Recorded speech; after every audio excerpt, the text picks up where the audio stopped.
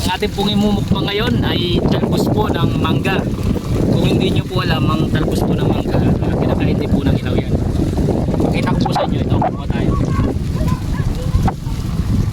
Yan. Talbos po ng mangga yan. Pakita ko po sa inyo, walang katya. No? Talagang kinakain po yan. Talbos po ng mangga. Lagyan po natin ng asin.